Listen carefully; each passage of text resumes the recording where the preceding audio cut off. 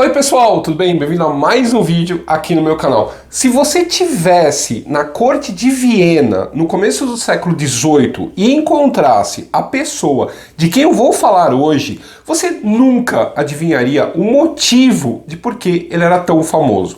Ele era um estrangeiro, baixinho, extravagante e afeminado, cuja maior paixão eram as artes. Mas o que fez Eugênio de Saboia se destacar foi outra coisa: a guerra. Ele foi louvado ainda no seu tempo como salvador da Europa contra os otomanos, e até Napoleão Bonaparte considerava ele um dos maiores generais de todos os tempos. Eugênio de Saboia era filho de um casal de aristocratas franceses. A mãe era Olímpia Mancini, uma das sobrinhas do principal ministro de Luís XIV, o cardeal Jules Mazarino, que trouxe ela e as irmãs da Itália para serem educadas na França. A própria rainha-mãe, Ana da Áustria, criou as meninas junto com os próprios filhos e chegou a se cogitar que Luís XIV se casasse com uma delas. Mas Olímpia foi dada em casamento para Eugênio Maurício Saboia Carinan,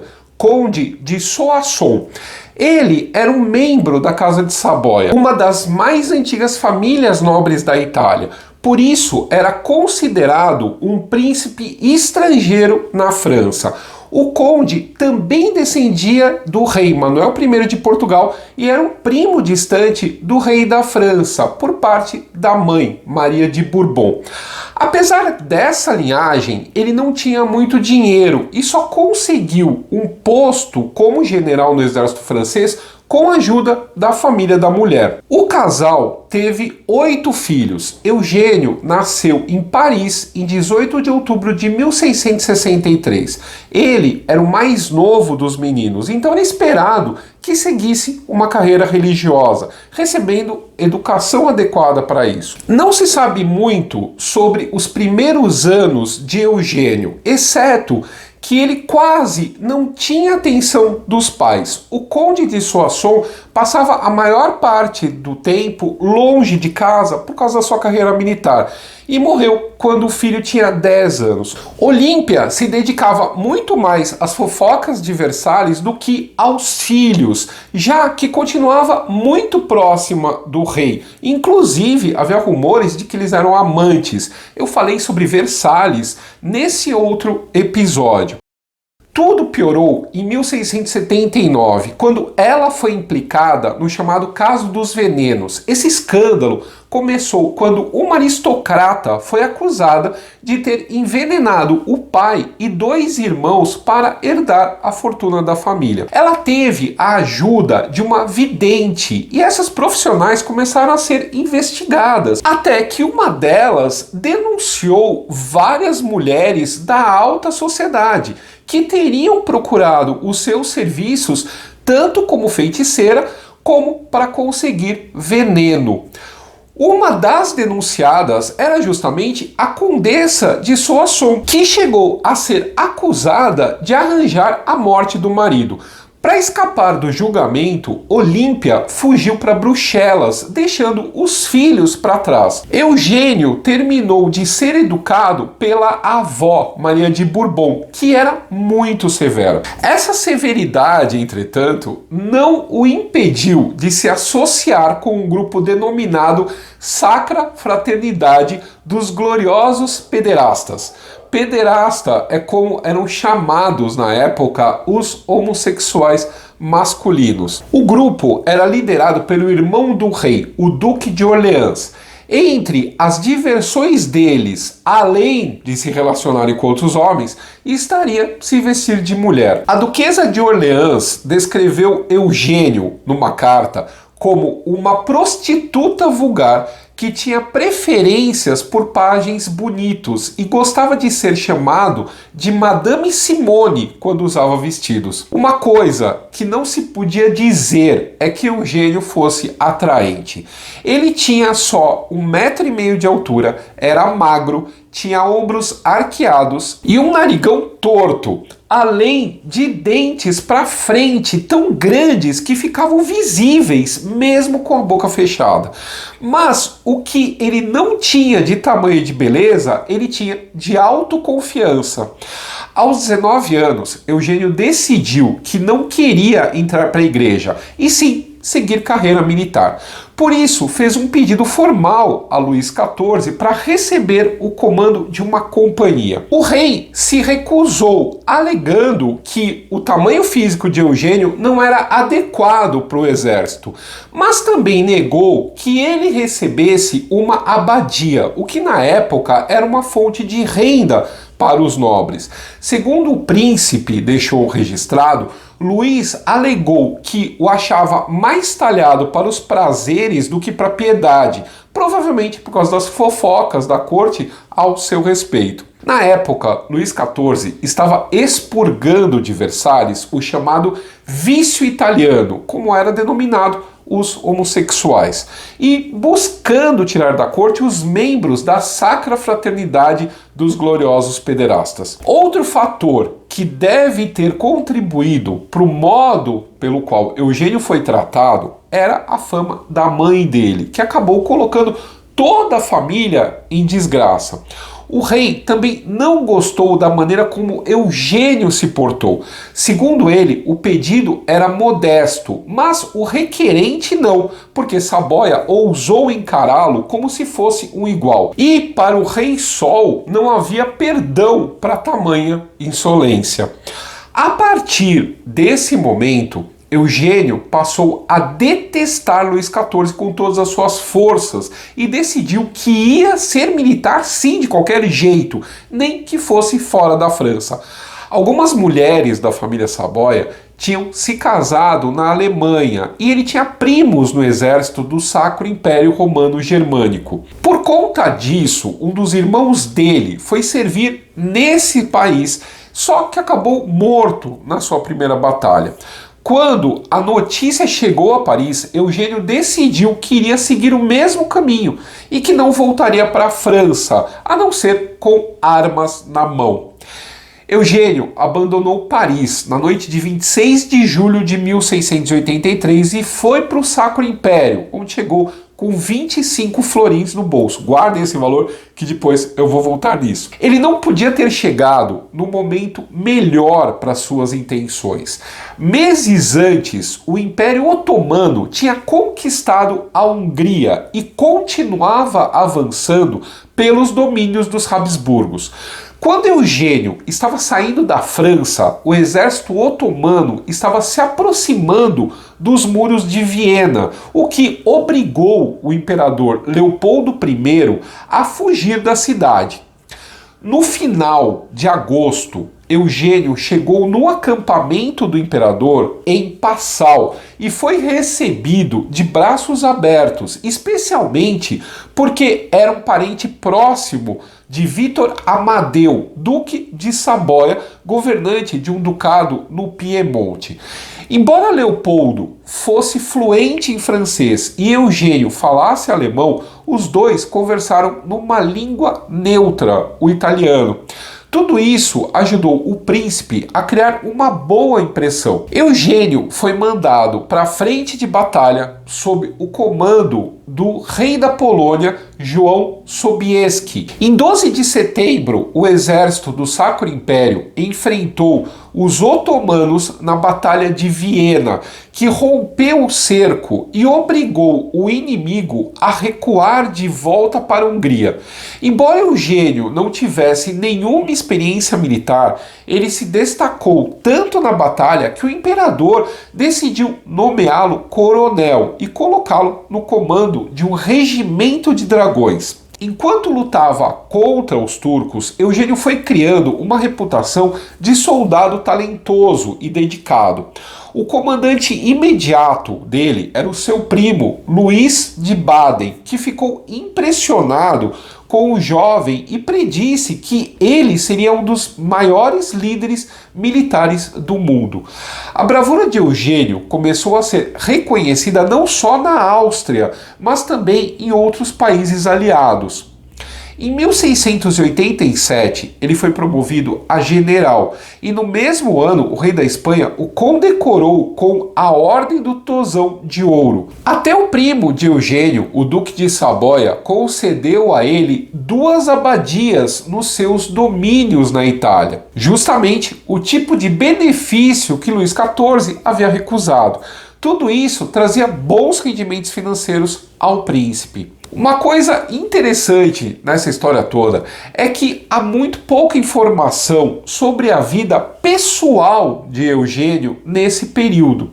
Só existem relatos do que ele estava fazendo no campo de batalha. Mesmo a correspondência pessoal dele para o primo Vítor Amadeu não fala nada sobre os sentimentos e experiências pessoais dele. O que se sabe é que em 1688, durante o cerco de Belgrado, Eugênio foi ferido gravemente no joelho por uma bala de mosquete.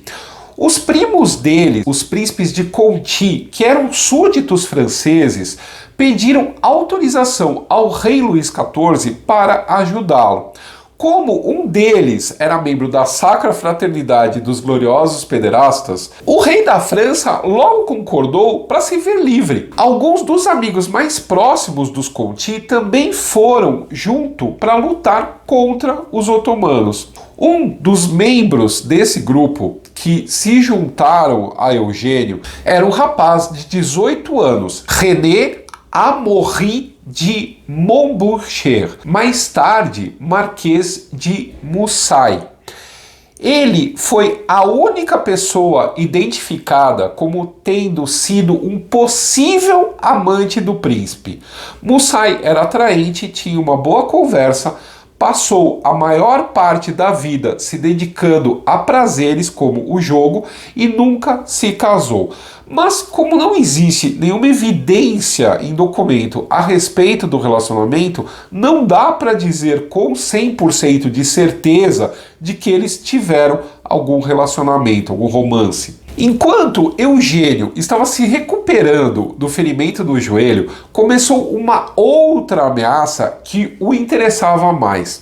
O rei Luís XIV invadiu terras que pertenciam ao Sacro Império, mas que eram reivindicados pelos franceses. O imperador Leopoldo I juntou forças com os holandeses para resistir a essa agressão, dando início à Guerra dos 9 Anos. Eugênio começou a guerra lutando na Alemanha ao lado do príncipe eleitor da Baviera, Maximiliano Emanuel. Mas quando seu primo Vítor Amadeu entrou na aliança com o Sacro Império, foi se juntar a ele nos domínios do Ducado de Saboia. Foi uma decepção. Amadeu não ouvia os conselhos dele, o que quase causou um desastre militar. E Eugênio achou tanto soldados quanto os generais austríacos uns incompetentes. Ele se irritou tanto com o comandante-geral que ameaçou abandonar o exército. Todo mundo ficou indignado com essa arrogância toda, menos o imperador Leopoldo. Ele se impressionou com a dedicação de Eugênio e deu ouvidos a ele, trocando o comando. Além disso, ele também promoveu o príncipe de 29 anos a marechal de campo em 1693. A campanha da Itália continuou patinando por mais 3 anos, até que Vítor Amadeu, de repente, decidiu que a interferência dos Habsburgos era mais perigosa que a dos franceses e transferiu a sua lealdade para a França. Eugênio, é claro, ficou furioso e nunca mais confiou no primo, embora continuasse respeitando ele. Eugênio retornou a Viena para esperar novas ordens, mas isso não significou um descanso. Enquanto os exércitos austríacos estavam distraídos com a guerra contra a França, os otomanos aproveitaram para invadir de novo o leste da Europa e recapturar Belgrado.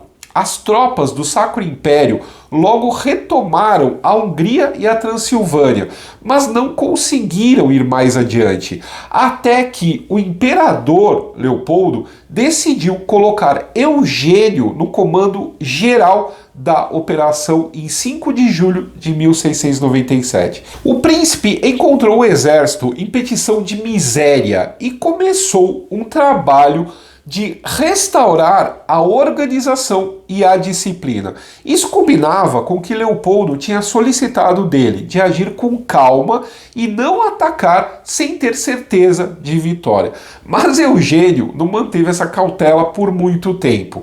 Ele recebeu a notícia de que o sultão Mustafa II estava tentando atravessar o rio Tisza, última barreira antes de entrar na Transilvânia, e decidiu que não podia deixar que isso acontecesse. Em 11 de setembro de 1697, Eugênio liderou as tropas imperiais numa marcha de 10 horas, atravessou o rio e alcançou a retaguarda otomana perto do vilarejo de Zenta.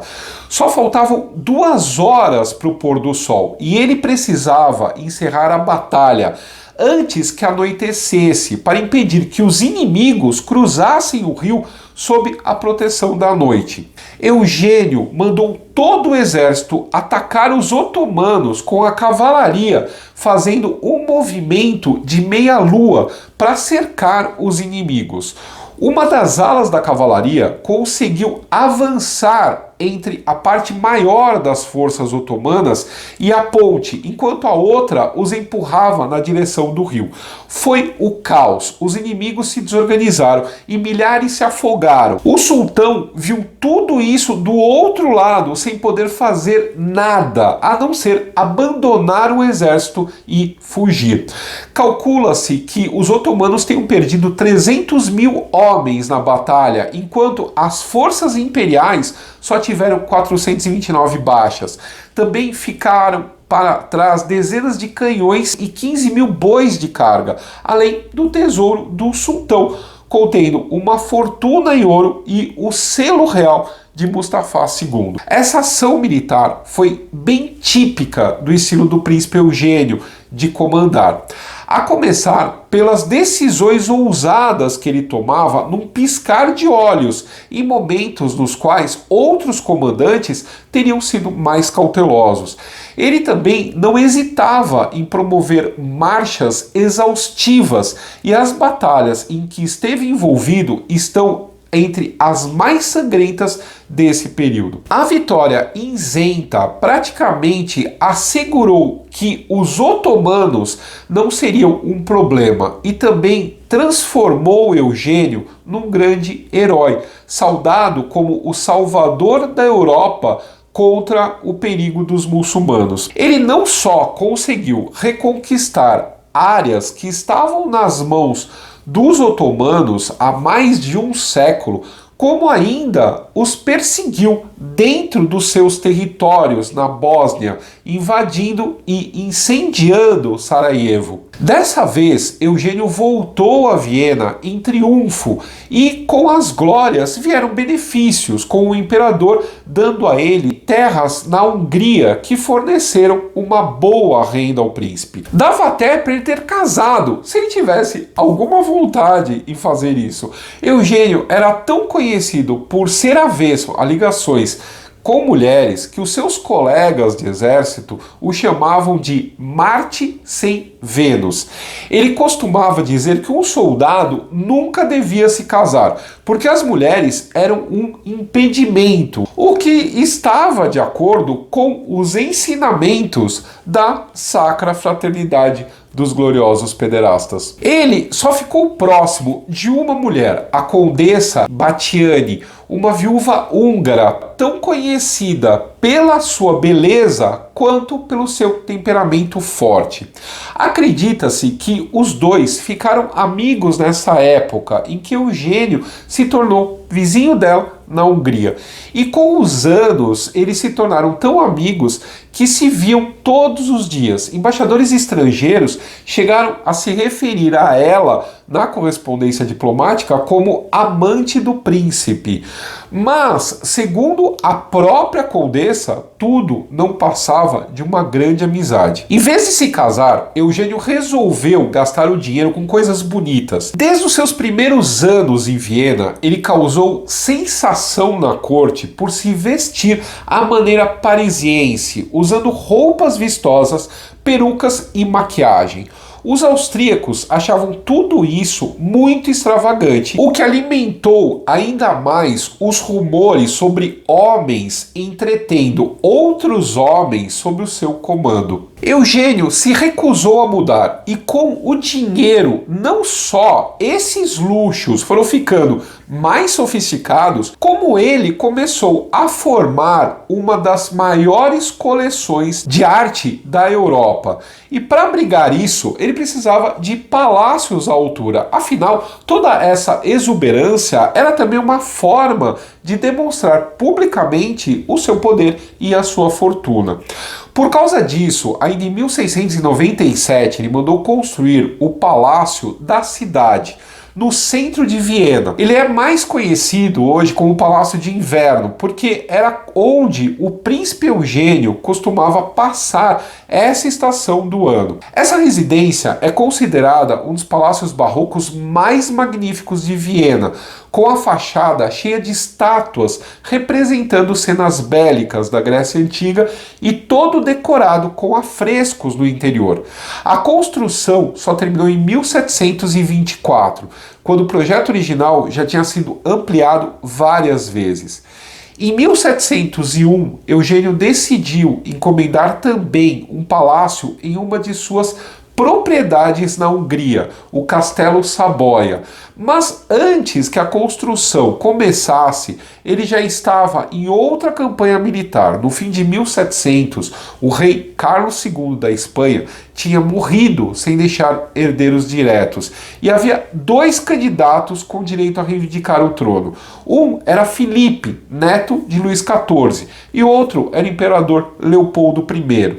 Logicamente, os dois países entraram em guerra de novo.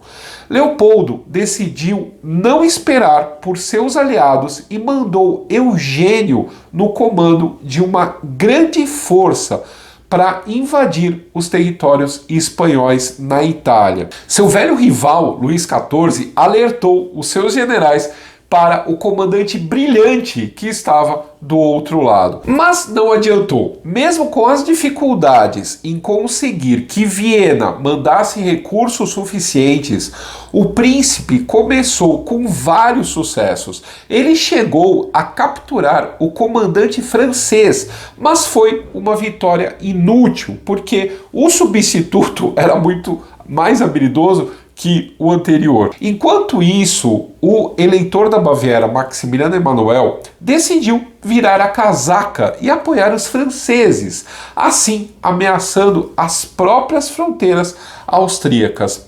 Por conta disso, em 1703, o imperador Leopoldo decidiu nomear Eugênio como presidente do Conselho de Guerra, chefe de todas as forças militares do Sacro Império.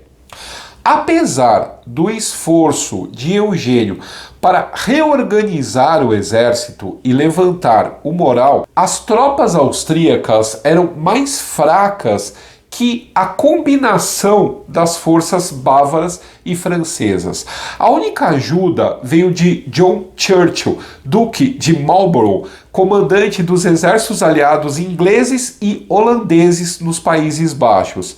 Marlborough marchou com o seu exército e mandou uma mensagem ao imperador Leopoldo para que as tropas austríacas se juntassem a ele, requisitando especialmente que Eugênio as liderasse. Os dois se encontraram pela primeira vez em 10 de junho de 1704 e se entenderam imediatamente. Deu para notar essa afinação já na primeira vez que eles lutaram juntos na Batalha de Blenheim, em 13 de agosto. Os dois enfrentaram forças muito superiores, mas coordenaram tão bem as suas ações que conseguiram uma grande vitória.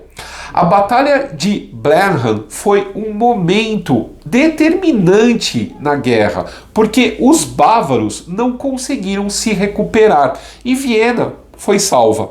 Embora Marlborough estivesse no comando, foi a performance de Eugênio que mais se destacou. Até Winston Churchill, que era descendente do duque, prestou homenagens à glória do príncipe e à maneira como ele inspirou suas tropas à vitória.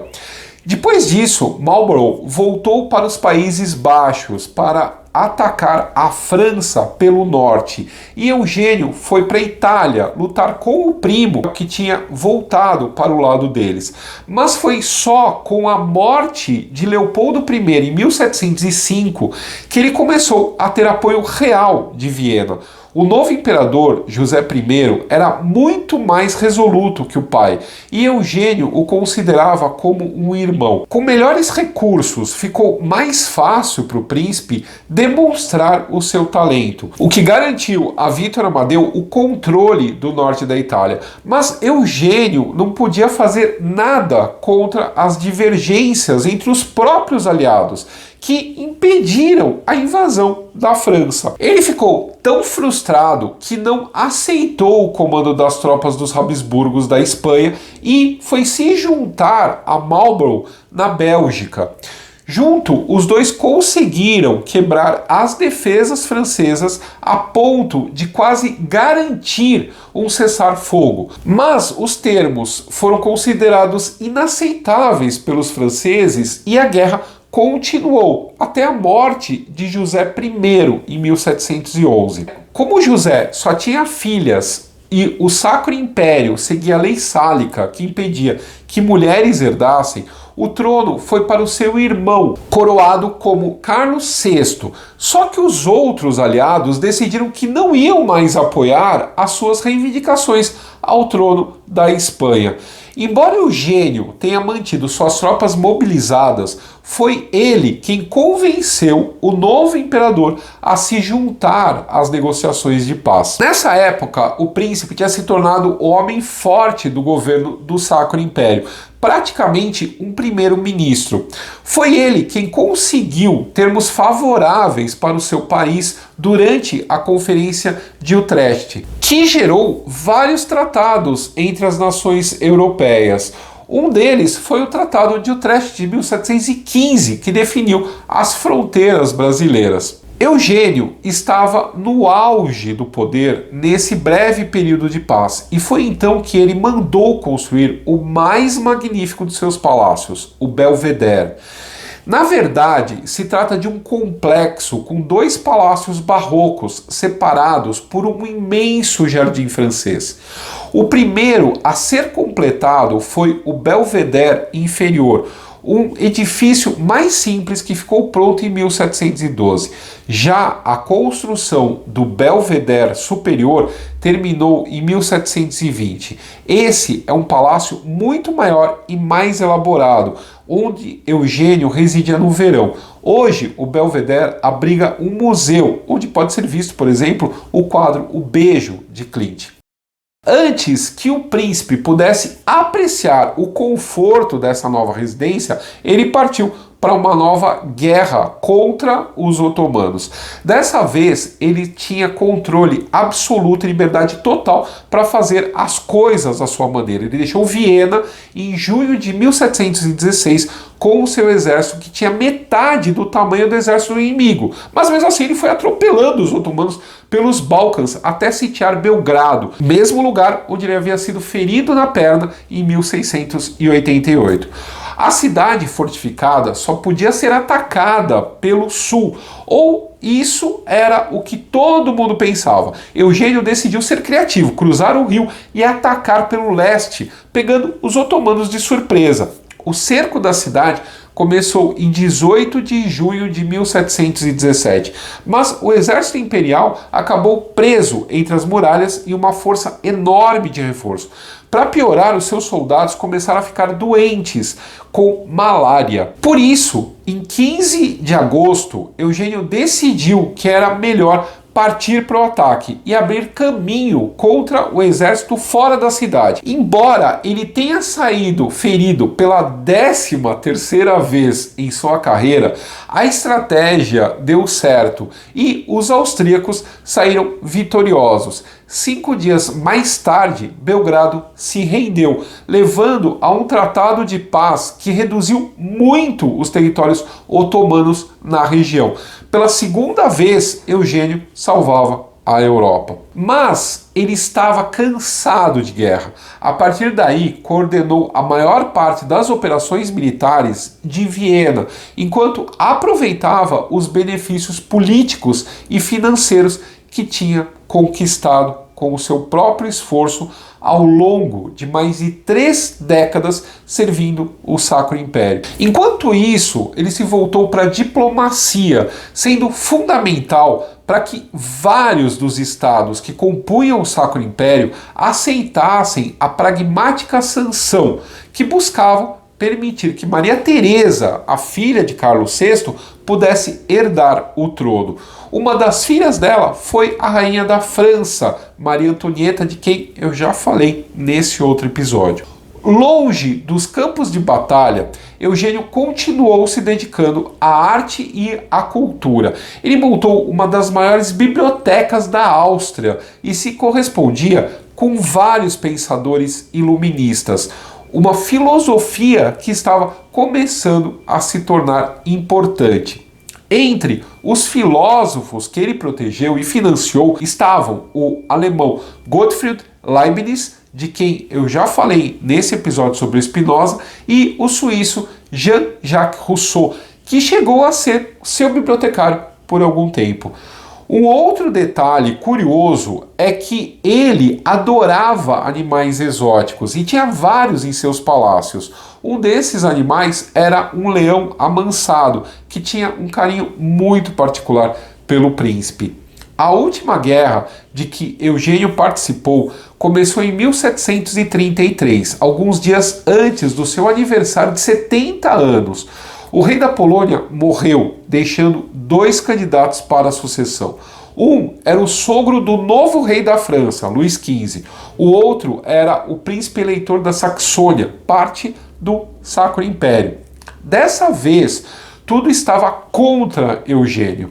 O império estava com dificuldades financeiras, a qualidade do exército tinha caído muito e ele mesmo estava começando a sentir as limitações físicas e mentais da idade.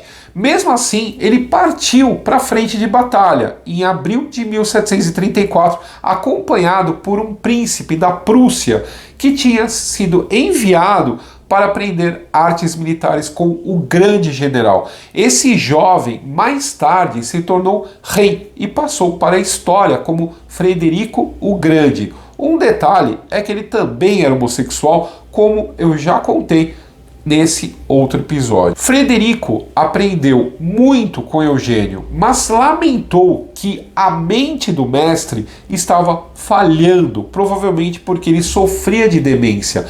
Mesmo assim, o general conseguiu comandar a campanha, tempo o suficiente para que negociações vantajosas fossem abertas.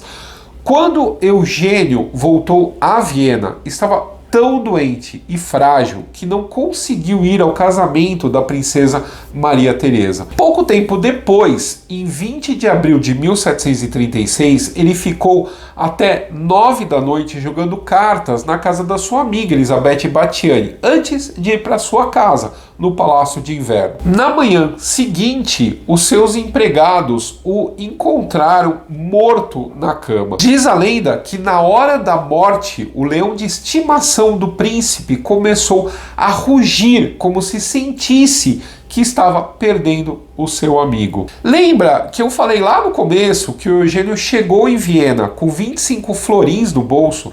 Pois ele deixou uma fortuna estimada em 25 milhões de florins. Só a sua biblioteca foi avaliada em 150 mil. Todo esse patrimônio ficou para a única sobrinha dele que estava viva, Maria Ana Vitória, que ele nunca tinha conhecido. Ela tratou de vender tudo e se tornou uma das mulheres mais ricas da Europa. Os palácios e a biblioteca foram adquiridos pela coroa austríaca, enquanto a maior parte da coleção de arte acabou indo para os seus parentes no Ducado de Saboia. Eugênio de Saboia deixou o seu nome na história militar e foi considerado como um dos maiores generais de todos os tempos, por ninguém menos do que Napoleão Bonaparte, de quem eu já falei neste outro episódio.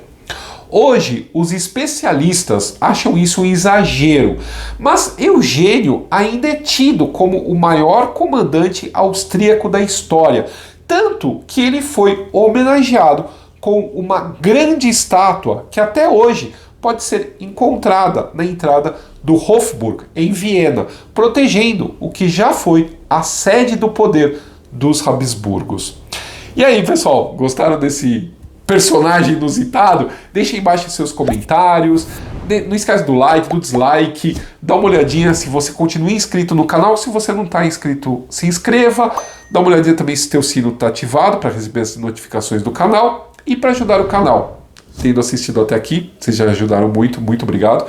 Vocês também podem ajudar financeiramente entrando para o clube do canal, o link está aqui embaixo, ou então mandando um pix para nós, tá legal? Um abraço, até o próximo vídeo.